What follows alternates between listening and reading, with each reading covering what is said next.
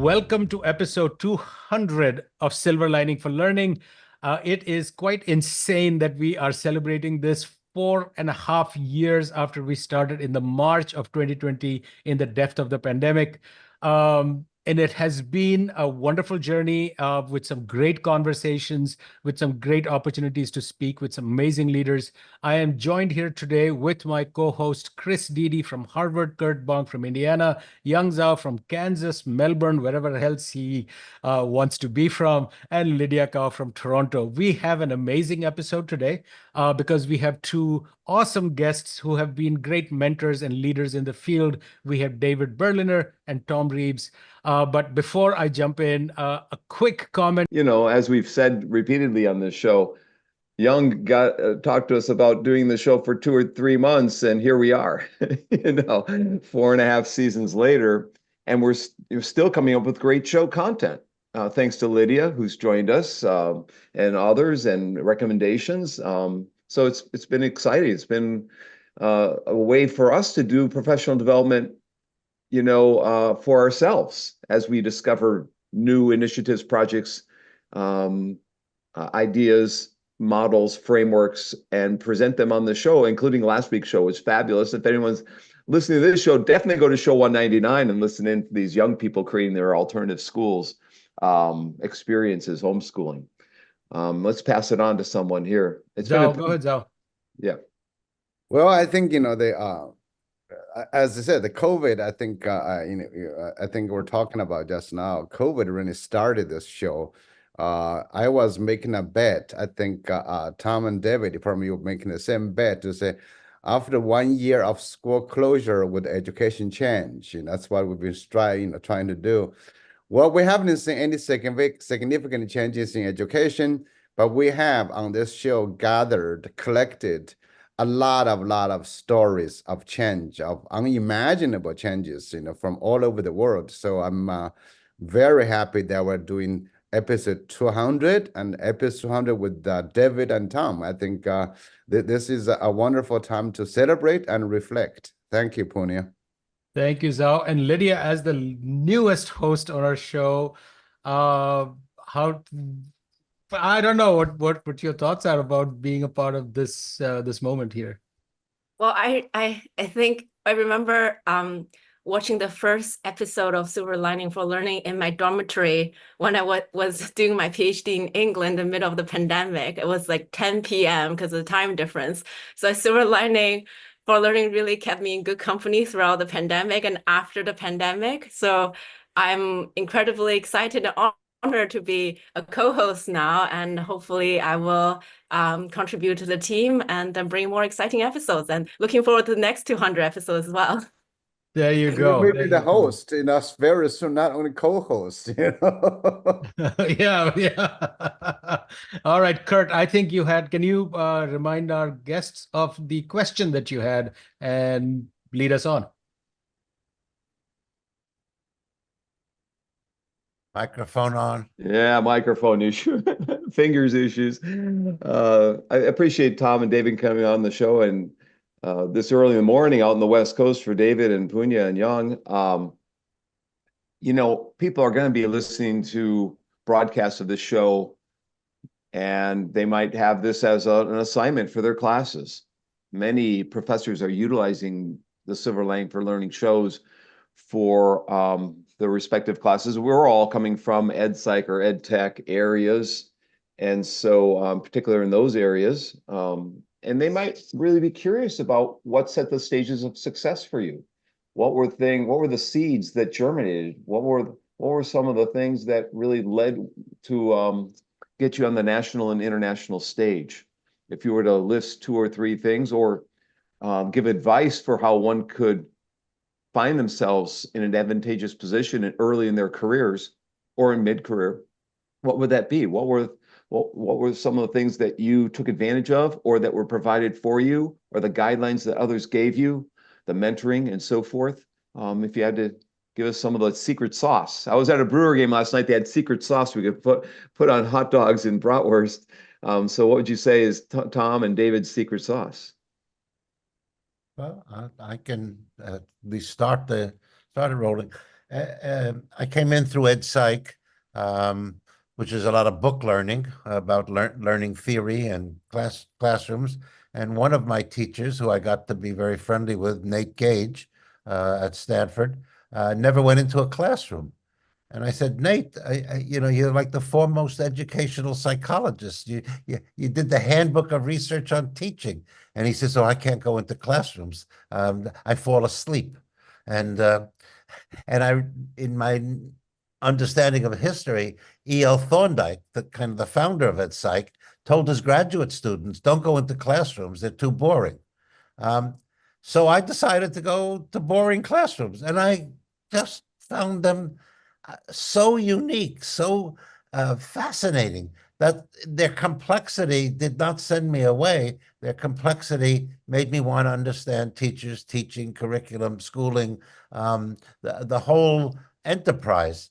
And it was their complexity that got me. And then through somebody, I can't remember his name now, a philosopher at, I think, Michigan, maybe, or Chicago, but he said education is simple. Somebody, teacher, a parent, a boss, or their proxy, a non-human machine, somebody teaches, instructs, guides, models something, um, how to broil a chicken, why Rome was sacked, to someone else, a student, a dog, a new worker.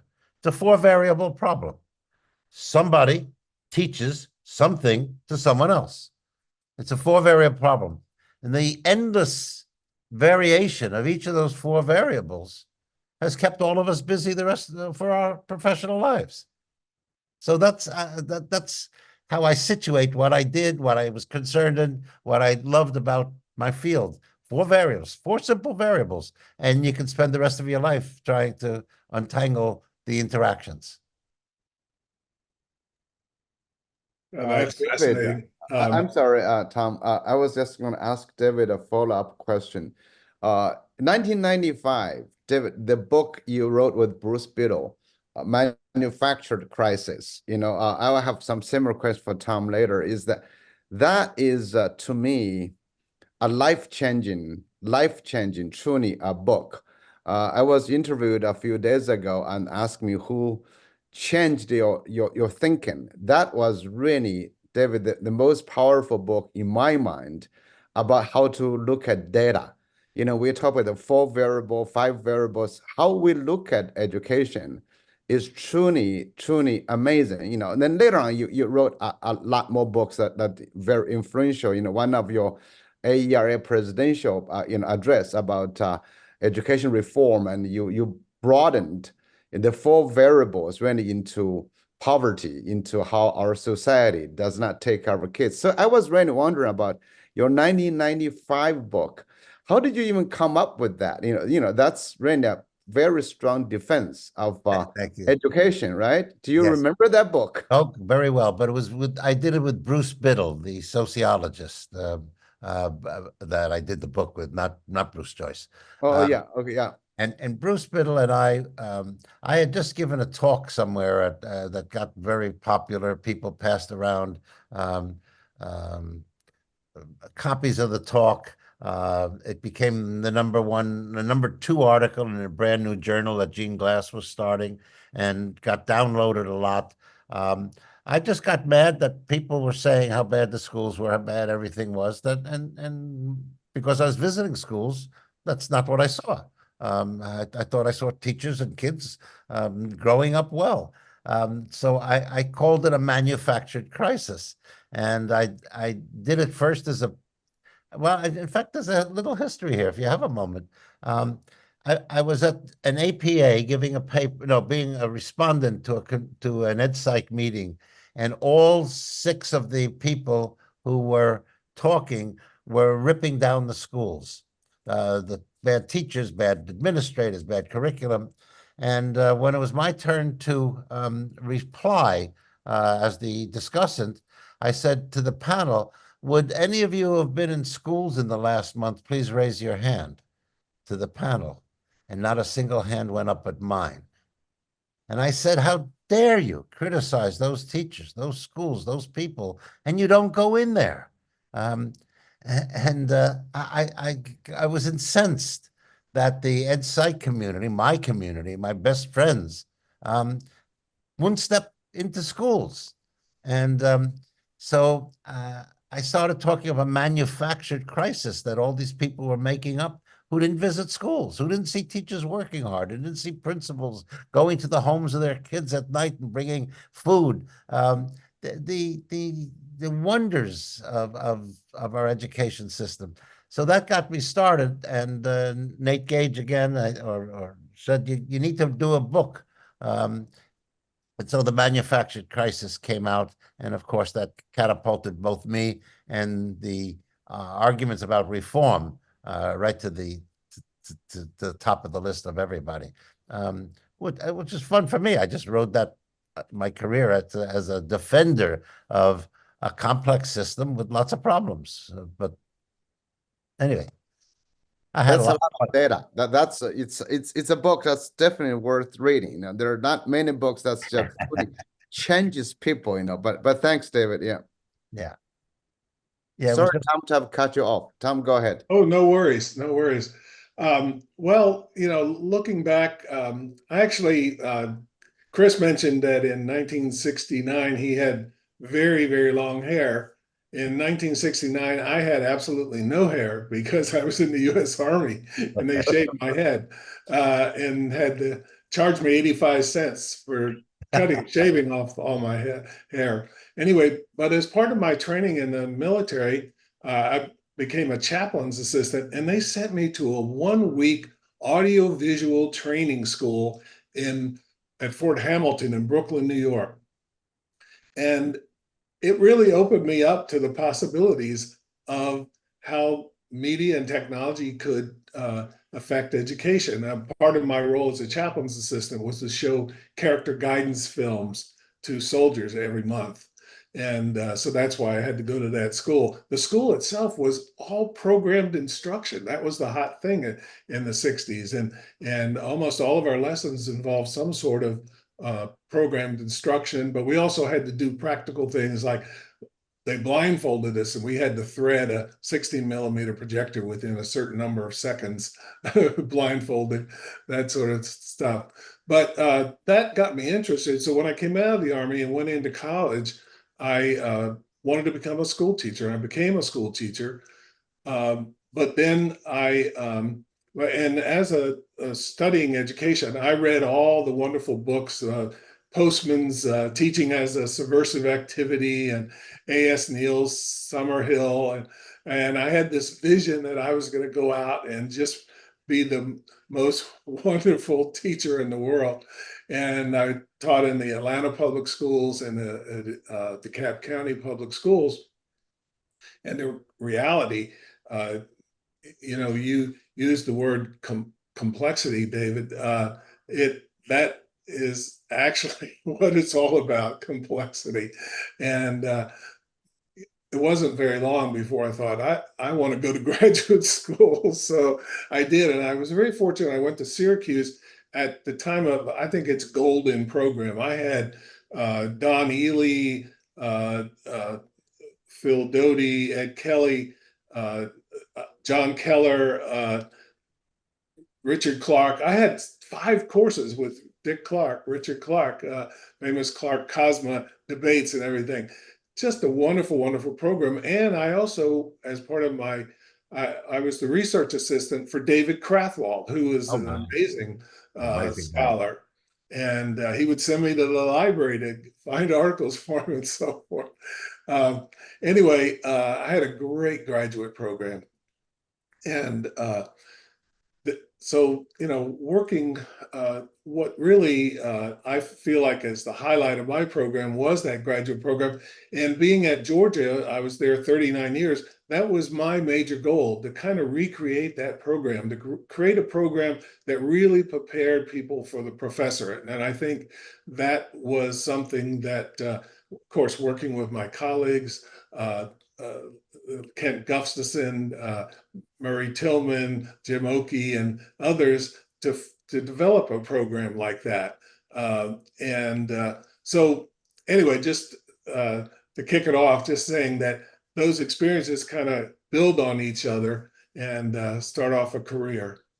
So Tom, you know, your most influential article to me was the 1993 Pseudoscience in Computer-Based Instruction. That article really got me to think of, well, you know, because I was a graduate student, I was just thinking about science. Now you just introduced the idea of pseudoscience. It's like in David's talking about, you know, kind of challenging its psychologist, you know. But so can you tell me or tell us a little bit about how did you start thinking about that, introduce that idea? And I think that article must have influenced a lot of people to think, not so much, you know, in computer science education, computer-based education, but really the concept of introducing something to challenge the tradition, I think is very, very valuable. Oh, thank you for that question. Yes, I think I was greatly influenced by, as I mentioned, I had 5 courses with Dick Clark, who's always had a critical attitude toward research and education.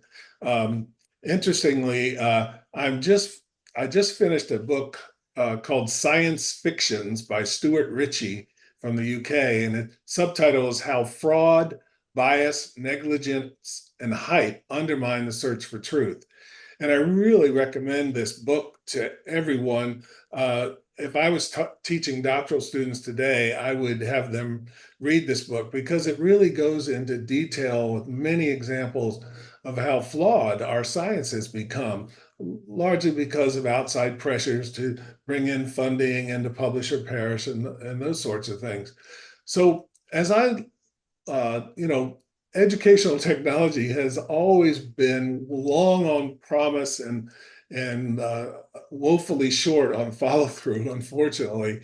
And so I I think I developed that critical attitude, and then wanted to look at a particular type of literature.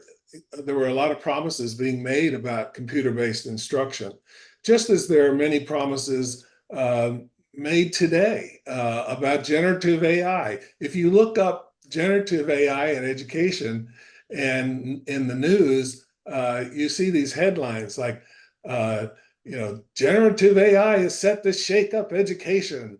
How generative AI is reshaping education in Asia Pacific. And a few critical, there's one, a website I love, Education Next. They have an article called Generative AI in Education, Another Mindless Mistake. And sometimes I feel like that's what we do. We keep, every time a new technology comes in, we're ready to leap forward and say, this is going to revolutionize education. And I've seen that happen again and again and again. So I've always had an attitude of not negative, but just being critical, trying to figure out, well, what are we really saying here? How, given the complexity that uh, David has always so well explained in terms of teaching and learning in real classrooms, how is this technology that we're going to throw over the wall of the classroom? It's going to change everything. Why do we believe that? And how do we research it in such a way? So much of our research is based on, let's prove that this is better than that. And I've already seen experimental studies on generative AI coming out. And guess what they're finding? No significant differences. But Hey, Tom, your article in ETR&D in 2020, the research we have is not what we need, would provide people, you know, a good update to that pseudoscience article from 1993. So, and that's been cited a lot rather quickly. You know. well, yeah, thank you, Kurt. And in fact, right now I'm co-editing the journal, a special issue of the Journal of Computing in Higher Education that's focused on that very topic. What is the research that we need? Anyway, I've talked long enough, but thank you. Yeah, that article, that Journal of Computer-Based Instruction, sadly went away not long after I published that article.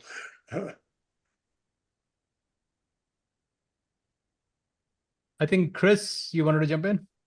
Yes. So as I look back on my impact on the field, which I'm not quitting at this point, but just sort of taking stock. Certainly, I've tried to impact the field through ideas, through findings, and so on.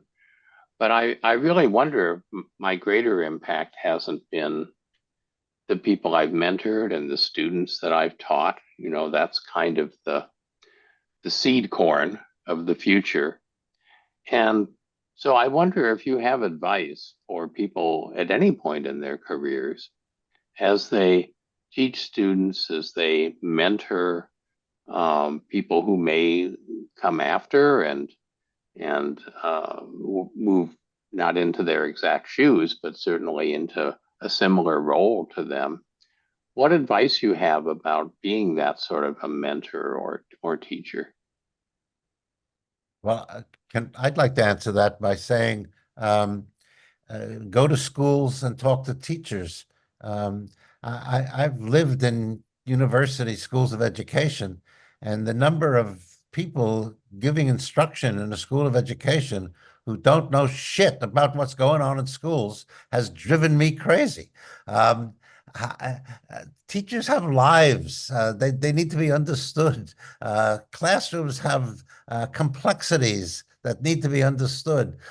Principals have to be understood. The principal of the school and the leadership issues have to be understood. It seems to me that well, uh, because public schooling is part of everybody's life, everybody's an expert. Every mother knows what their kid needs, you know, and blah blah blah. Um, what we've got is an enormous problem for our students to understand the complexity of the systems we're trying to make more rational. We're all researchers, we're all scientists, we're all academics, we're all writers trying to understand the world around us. But that world is really complex. I keep coming back to that because I've worked with students who think they can, you know, solve the problems. This isn't medicine. This is social science. Social science is messy, folks. Um, that's how I think about the training of the next generation is to learn to deal with complexity, and extracting knowledge out of that complexity is a marvelous thing. I certainly agree with that. You know, I'm a big proponent of educational design research. Some prefer the term design-based research, but um, one of the values of it is that it actually puts you in real classrooms or any real world context. So you work closely with practitioners to define a problem and then over time come up with a potential solution to that problem and in some sort of innovative practice or program. And then you test and refine that over time.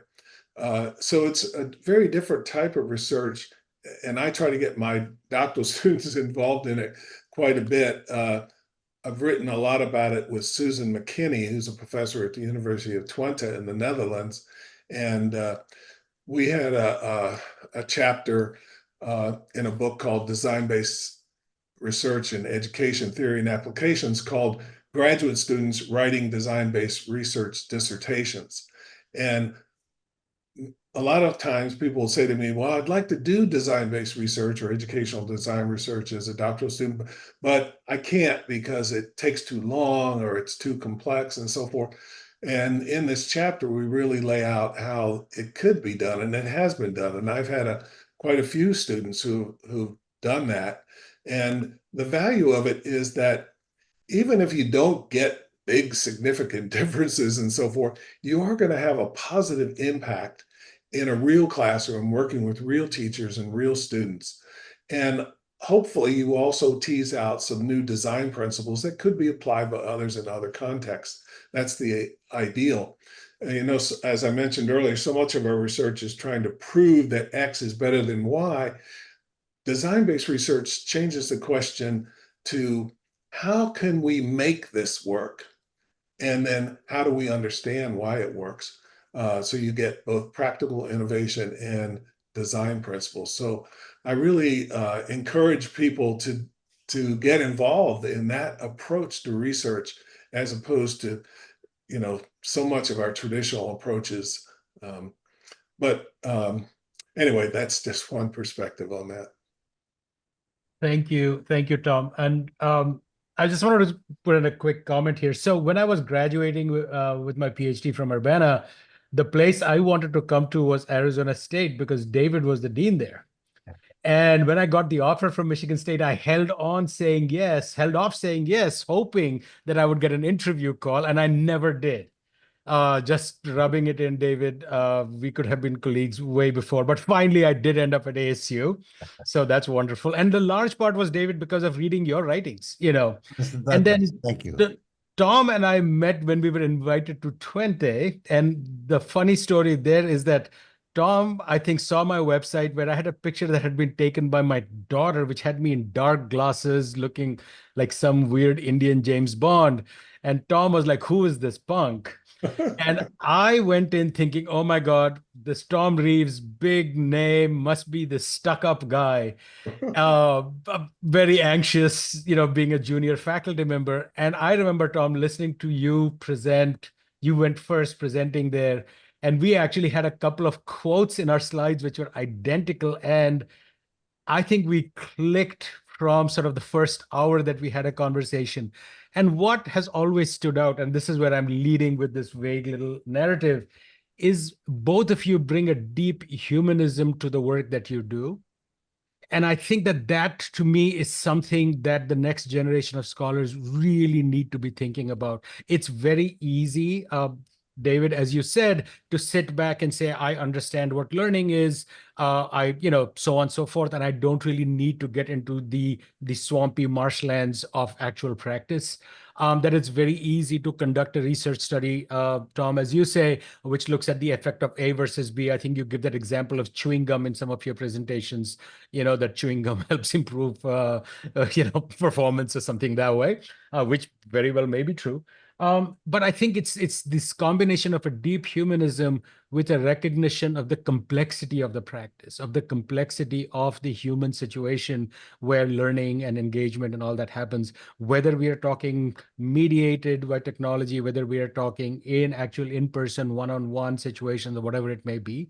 And to me, though, that's what was very exciting for me to have both of you as guests on the show, was partly because what you have brought to me, and I think to innumerable other scholars, is a recognition both of sort of the complexity and the deep humanism that you bring to it, but also always an optimistic that, yes, we can do better at this. So I just wanted to make that point because you were both sort of talking around those issues. So thank you for allowing me to do that. But Lydia has been waiting very patiently. I will pass it on to you, Lydia. Thank you, Punya. I really appreciate what you have been speaking about, the complexity in the education system. Having been a teacher myself, I definitely experienced that firsthand. And I guess my question is about the complexity, not just in the classroom, but also within the system. Now we start to see these kind of emerging movement of alternative forms of education. We saw just in the last episode, there are two children decide to take education in their own hands and decided they are now being homeschooled. They are creating these platforms to help other children to be involved in homeschooling and alternative forms of education. I'm just wondering about our host perspective on these other forms of education that start to emerge in our field, and what your perspective on this and what advice do you have for these kind of ground up, bottom up innovators in the education space? Well, I have nothing but respect for people who try to innovate in our field.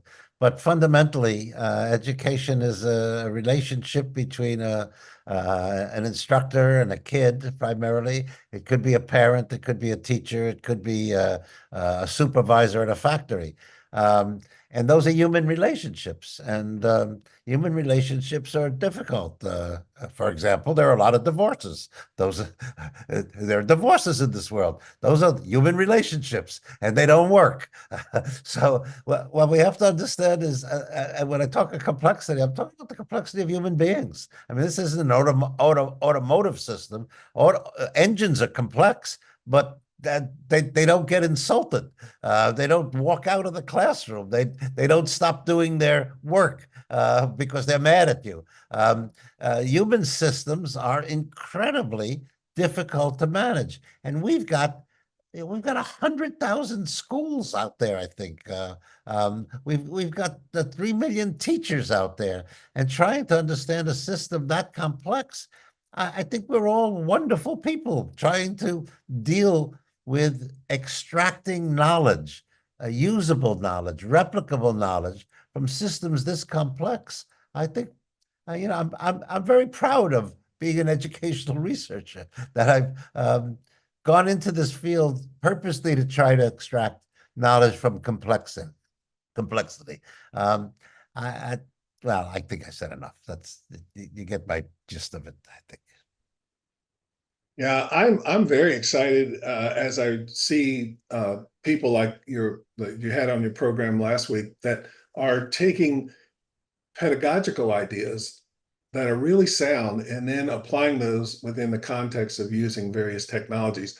For example, I really believe that the Pappard's principle that for someone to learn, they need to create an external artifact that represents or represents their learning, their knowledge. And so, when we look at programs like generative AI, well, how could that be used as a cognitive tool to help me learn, but then that I could share that learning through some sort of external artifact, whether that's a website or a multimedia program or a film or whatever it might be. There's so many wonderful pedagogies out there that aren't being applied. When the pandemic started, everybody jammed into online learning all of a sudden, and frankly, it was a miserable flop for a while. And thank goodness there were folks like you that started things like Silver Lining for Learning that did find a silver lining in that awful, awful cloud. In the year 2021, I think it was, Time magazine had two covers. Uh, One of them, no, it was 2022. Anyway, one was called Time Heroes of the Year, the Vaccine Scientists and the Miracle of mRNA. And, it was celebrated the fact that they were able to develop a vaccine. I used to work for the Vaccine Quality Network at the World Health Organization, and I know how difficult and long it takes to develop vaccines, and yet they were able to accomplish this in just world breaking records for a lot of reasons that we could go into. Another Time cover, just a couple months later, was featured a student looking very sad, and it's called The Lost Year: How the Pandemic Changed a Generation of Students. And so it went on to describe, and we still are having these issues from the pandemic, where in the shutdown, where educational achievement has fallen off the charts in some ways, although I wouldn't necessarily trust all those tests. But the contrast between medical science and its great achievements in the wake of the pandemic, and then learning science, educational science, really didn't succeed very well. In fact, it maybe could be considered a flop when it had its opportunity to rise to the occasion. And the many reasons for that, and I have given workshops and presentations and written articles about that.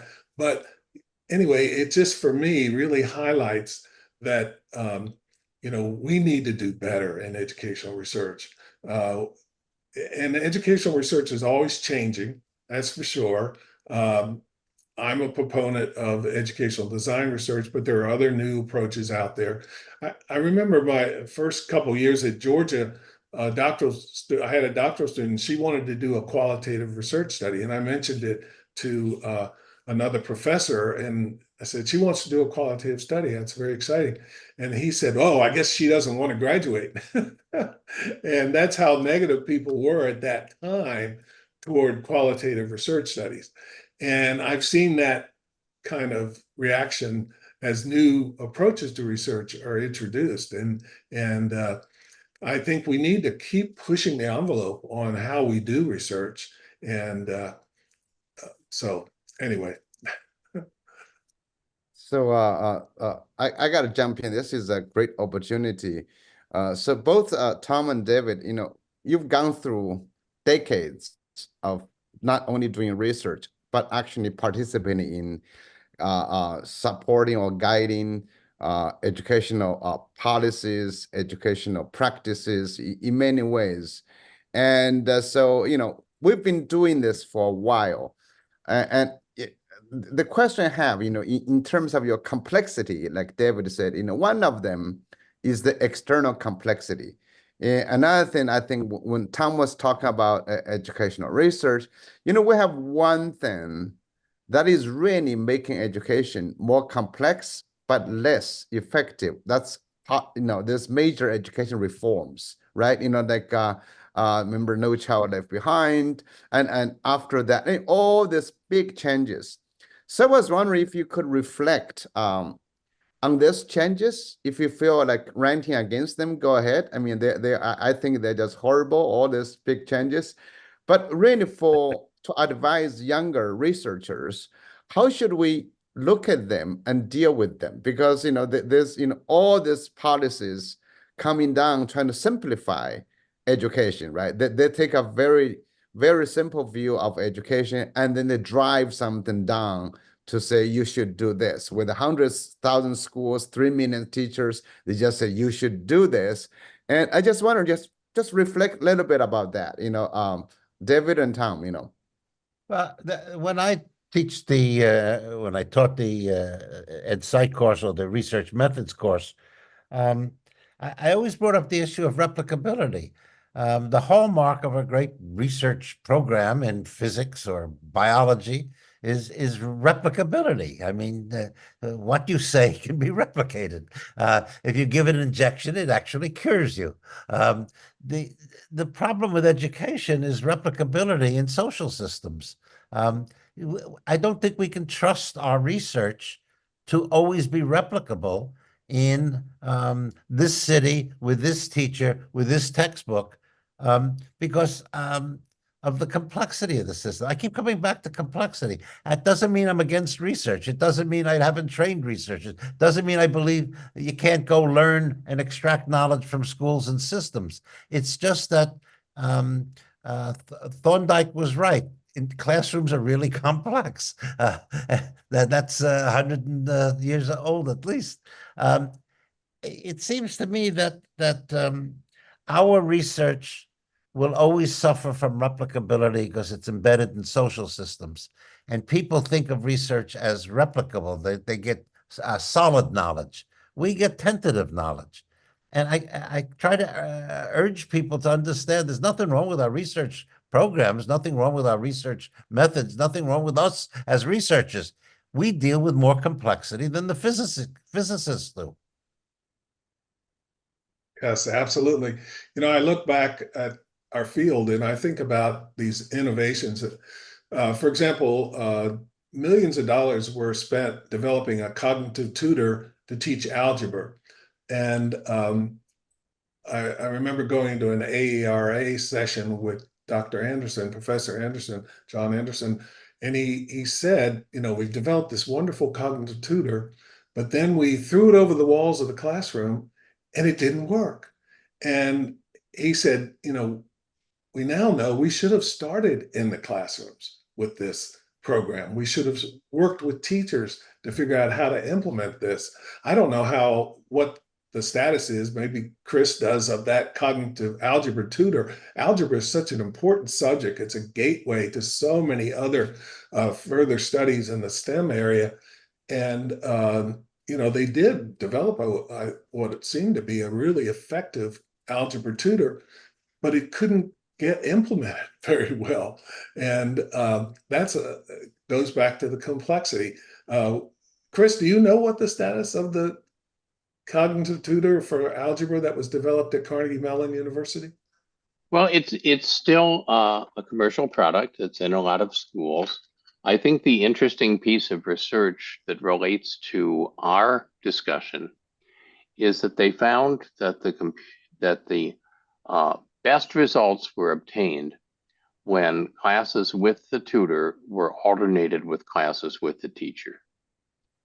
So it both and as opposed to either or, and that the teacher's classes were enriched by the kind of insights into where students were that came out of the tutor, and then the teacher could direct students towards the aspects of the tutor that might be most helpful for them. Yeah. So people like Khan that are selling, fool's gold really in terms of ChatGPT somehow being a universal tutor and you don't need the teacher anymore. It just flies in the face of everything we know in terms of research. There is also a geometry tutor as well that they developed, and Ken Cadinger was involved at the front end of both of those, I think, and maybe we can get him on for a future show, him and his colleagues or someone else. Great idea, Tom. Thanks. I think Punya has a couple of questions he's been dying to ask for about the last 30 minutes. So Punya, you want to jump in here? No, I mean, I wanted us to do those questions to be sort of the closing question. So if anybody else has anything else that you'd like to ask, we could go ahead. And then I was seeing those as more of sort of summary questions. So I don't know, Kurt, if you have something that you wanted to go with. Well, I have a summary question too, but I'll go ahead and ask it. What are you guys working on now? I think, and what have you done recently that people might want to access and look at, and your impact and influence can continue on. And I think David has a new book he might want to show us. If you got a copy with you there, you might hold it up. And the book is under review. Young Zhao just gave it a good review, so it looks like it may get published. It's with Teachers College Press, and it's 19 essays on things that have struck me as interesting over the years. They closed the universities during the pandemic. Why we should have universities open, why people need to talk, why they need to drink beer together during the university time. It struck me as really stupid not to get kids together. Other issues I saw teachers doing silly things or teachers doing wonderful things. And I always kept notes. And now that I'm retired and can just sit around, and I took those notes and developed 20 essays, and they threw out one and didn't like it, which is an interesting little comment. It was about my visit to China, and a few days later, a visit to an American high school. And I talked about the sexuality of the American high school and the lack of sexuality in the Chinese high school. The Chinese men and women boys and girls were all in the same costumes. They wore the same jackets. Length of hair was the only way to try to distinguish them. The girls didn't have secondary sexual characteristics like in the U.S., big breasts and big hips. And in the U.S. high school, the pheromones were going through the air. I mean, it was a sexual place. And I was remarking on the contrast, and they said, "Oh no, you can't talk about schools and sex. It's not allowed." So that essay I'll have to publish somewhere else. But it's I didn't get to read that one, so so that's why I'll send it to you. I'd like your comments on it. But it is a great book. But yeah, I missed that essay. Sorry, David. Wait a minute, give us a title of the book so people can access it and look it up. And when is it estimated to come out? When can they acquire it? And what's the title? Teachers College just sent it out for review. I assume it's going to pass review. So this is summer. It probably won't be out till spring. So I don't know. They haven't kept me apprised of their publication record because they haven't committed to publishing it yet. But the title, what's the title? Oh, good question. I don't think I have one. We'll have to So, figure that out. I so don't I think you had from like 20 essays from David Berliner, and Yeah, minus that's what one. it is, but that's not a good title. We have to get something else. So I think I think interesting for like beginning scholars is to know that even David Berliner's essays get rejected by publishers. I think that's all right. Tom, go ahead, please. Yes, well, I think the very last doctoral student I worked with was Dr. Christiane Riley at the University of Minnesota, and she was director of online learning services there when she did her doctoral dissertation. And I was invited to be on the committee because she was using design-based research as her approach. And so I put a couple of articles that we published in one in computers and education, the other one in active learning and higher education. And for this study, she really was trying to uh, uh, one of the papers is called Refining Active Learning Design Principles Through Design-Based Research. She was trying to show measure the degree to which authentic learning and active learning principles were actually instantiated in online courses at the University of Minnesota. And she had hundreds of courses, data from hundreds of courses. And she actually developed a measure where you could look at the level of active learning going on in these courses. And there was, not surprisingly, a lot of variation in the degree to which different instructors were applying active learning principles in their courses. And then she went on to also develop a measure of the degree to which these courses taught transdisciplinary skills, T skills that are so important that everyone's talking about, but not many people are actually focusing on. And so I really point folks to this research as a really good way to go. She's now left the University of Minnesota, started her own consulting company and called, what is it called? Ray Design Ed, RE Design Ed. .org, and I encourage you to take a look at that too. I'll put a link to that in the website or in the chat as well. So that's the most exciting thing I've been working on recently. Yeah, she did reach out to me, and we had a really good phone chat the other day, Tom. And I said the reason I'm talking to you is because Tom recommended you. Thank you. So we are reaching to the end of an hour. The hour always goes by too fast. So first of all, thank you, David and Tom, for joining us. And before we end, I'd like to end with sort of two quick questions, given your sort of extensive experience and thinking about these fields, about education. So what is one thing that concerns you going forward, like a challenge that as educators we need to be thinking about? And second, what excites you? What do you think we should be looking forward to? So either of you jump in, and then I can introduce the next episode. So Well, what excites me is the stuff we've been talking about, which is new ways to communicate, um, new technologies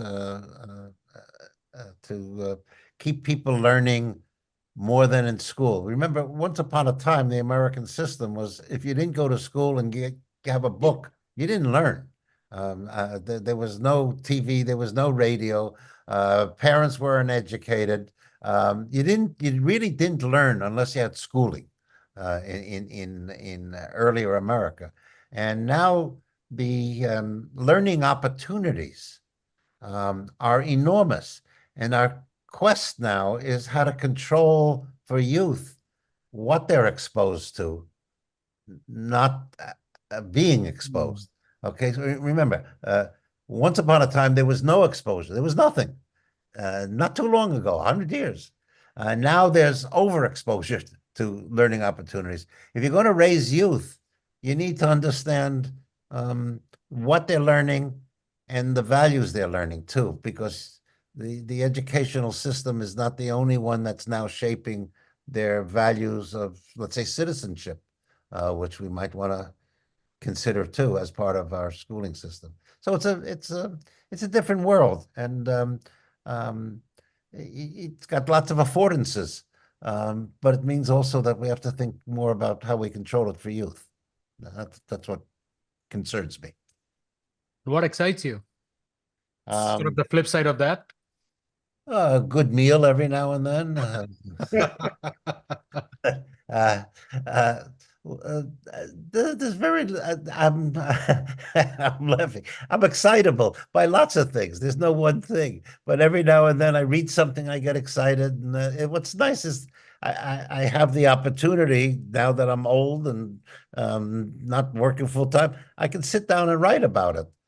That's how the essays got formed. And with any luck, I'll have another book of essays if they publish this one. A way to continue my wonderful career in education and using my mind to try to tease out ideas. Um, it's fun. I'm 86 years old. I'm amazed. I'm still here, and um, I still like to write these things. So Cool. anyway, it's Thank, yeah. that's perfect. Thank you, Tom. Oh gosh, I'm so glad to hear that. I'm only 77, so I'm a youngster. You're a baby. But anyway, I'm excited. I organizations like ACT and stay in tune with what's going on there, and conferences like eLearn and EdMedia and so forth. And I'm excited by this generation of doctoral students that are coming in and going to be young scholars like Lydia, for example. It's exciting. There are really some very good people coming into our field, and of course, y'all are involved in preparing those people at Harvard and Arizona State and Indiana and Kansas and wherever. So that's exciting. What excites me is this. I'm really both excited and appalled by generative AI. It seems like every day something new is coming out that is saying, "Oh, this is going to be the greatest thing since sliced bread." And then on the other hand, people are saying, "Well, it's feeding itself on its own junk, and now it's going to, yield nonsense soon." And that's very frightening because I think young people are going to increasingly depend on these tools, and they'll have it on their phones and other devices, and it's we really need to understand both its affordances and its weaknesses. Thank you, Tom. I'm looking at the time. Any final comments from? I just Oh, sorry, Dave. Go no, ahead. I just listening to what was just said. Um, America has something precious in its public schools, um, and we're under attack. Public schools are under attack, and we might want to think how we as educators can help promote and sustain public education, not just because of getting kids ready for jobs. I don't care about that really. I care about getting them ready for democracy, for participation as adults in our society. And our public schools, rather than our private schools or homeschooling or any of those, I think our public schools are the route for that. And we ought to be concerned as scholars about the public school system with all its warts, about the public school system, not just, well, that says it all. You get my message. Thank you. Thank you, David. So I'm going to just open it up to the hosts if you have any final comments before I sum up and introduce the next episode. Who'd like to go first? Lydia, Kurt? how about you? Go ahead, Lydia. Kurt, I think you have something you want to say. Well, I just want to say I really appreciate working with the four of you, and it's great to have Lydia as our newest co-host. I've learned a lot from Young, who actually grabbed us all to do this podcast series for the last 4.5 years. I'm really appreciative that he asked me to join this illustrious group. I've learned a lot from you about philosophy, about scalability, about sustainability, questions that I never would have asked that I've heard from all of you during the past 4.5 years that's making me ask those questions of every project initiative and new idea that I come across. So thank you for elevating my level of thinking in the education space, because without you, I wouldn't be where I'm at today. Chris, I've learned from you throughout my decades in this field, and I continue to do so. I really enjoy having your input and your reflections, deep reflections every week on this show. Punya, I truly appreciate not only the fact that you are the most creative person in the field in the education space, but you back that up with really interesting articles that I enjoy reading, whether it's Tech Trends or somewhere else. You've made a huge impact on this field and on all of us. So thank you for that. And Young, your writings, your books, how you do all those books is, you're going to be passing David soon in the number of books you have out there. He already has. He probably already has. And Lydia, we are learning a lot. We are learning a lot from your perspectives and the articles that you wrote with Chris, as well with others, and the shows that you have coming up are going to be truly amazing. So thank you, Lydia. Thank you, Young. Thank you, Chris. Thank you, Punya, and Tom and David. To have you on the 200th episode of Silver Lining is so appropriate because you have some silver hair to share with us. I have no hair. Chris is the silver hair. It's been a great show today. And I encourage people who are listening, contact Tom, contact David, send them an email.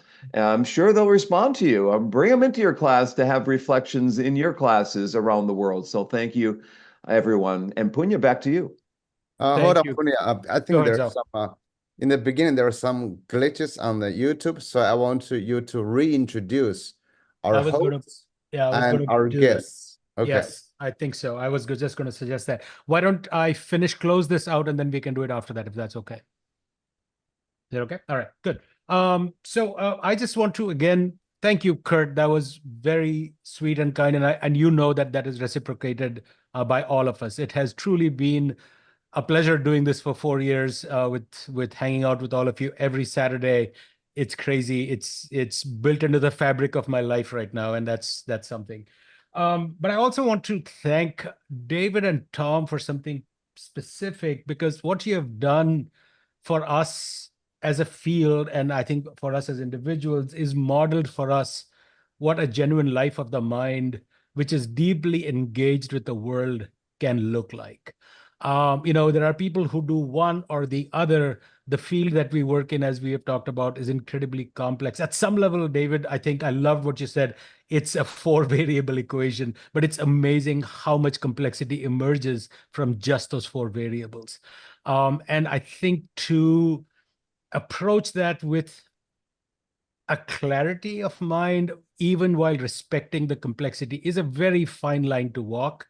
And to be thoughtful, introspective, productive, a mentor to the field is a huge, huge contribution that we owe both of you a lot. So thank you so much for all that you have done and the contributions that we see coming in the future. Please, I know you know it, but I think that we cannot say it enough how much that means to all of us. So thank you for that. Thank you. Thank you. With that, the next episode, we are switching gears. So we had silver hair, and now or no hair for that matter, as David and I can attest to. Next episode, we are going to look at sort of the next generation of scholars who are coming into the field. Each one of us, the hosts, invited one person who they felt would be reflective of the trends and ideas that would sort of be a part and parcel of education and educational scholarship in the future. You'll get to meet Dr. Merv Bazdogan, who is an assistant professor at the Texas Tech University, Dr. Marie Heath, Dr.